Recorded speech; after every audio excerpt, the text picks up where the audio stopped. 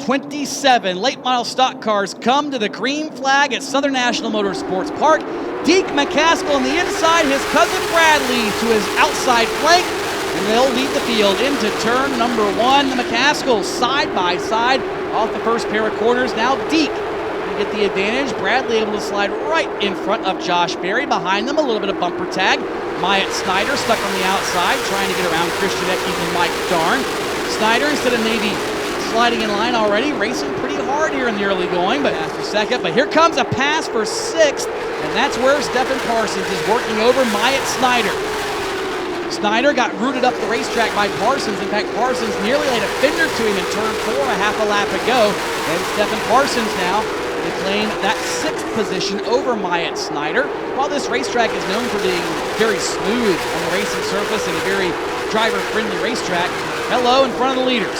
Look at this out of turn number 4. Deke McCaskill, he's got to negotiate some traffic. Mason Diaz, Kyle Davidson, and look in the rearview mirror, it's Josh Berry. Berry has separated himself down from Bradley McCaskill, who's about a half a straightaway behind this pairing.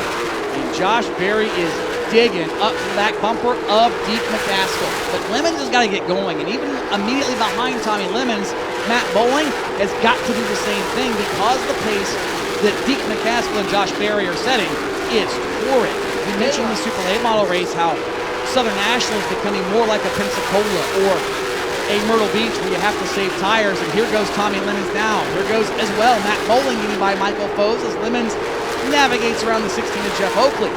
You've got to move forward, but you've got to save your equipment in the process, and here comes Josh Berry trying to dispose of Ronald Hill as well.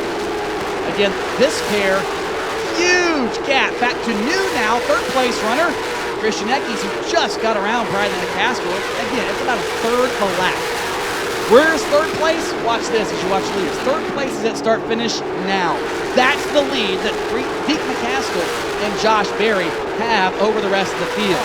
McCaskill, Snyder, and Darn are all for position. In fact, to be exact, that is positions 4, 5, and 6. And very quickly now, Tommy Lemons has reeled that group in. He's got 2 slower cars between himself and that threesome, so he might join that party sooner rather than later.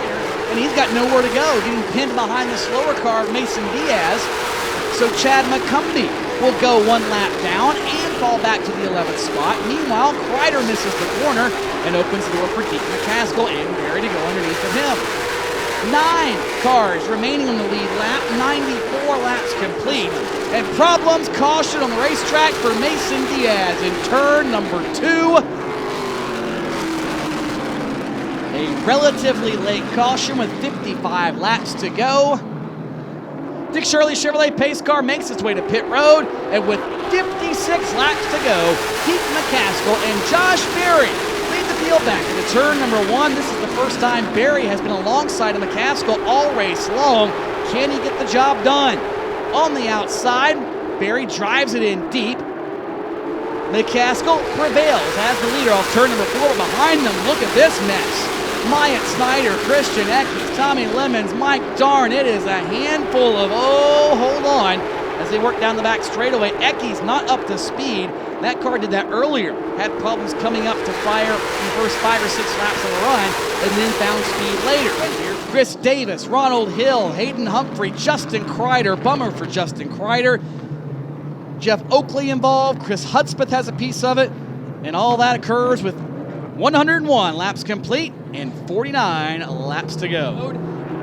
49 laps to go. Josh Berry, Deke McCaskill, as we've seen once already, back to the bank in turn number 1. This time, Berry does not give McCaskill a whole lot of room up front.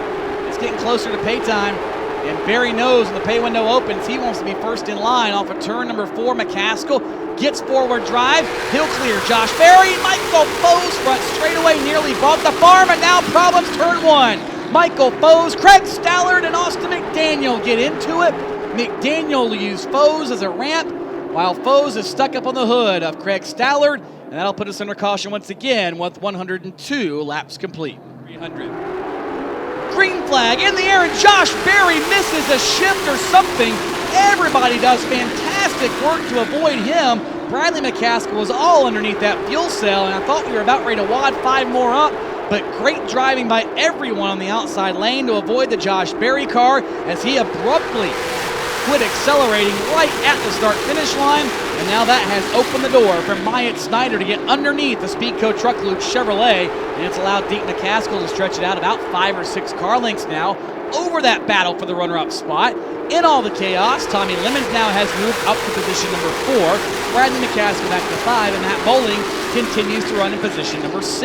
We continue to watch Snyder and Lemons. Finally, Lemons underneath the Snyder. Sailing to turn number 3, move Myatt up the racetrack just a little bit. Nothing nobody else hasn't done here today. And Tommy Lemons now to position number 3. Snyder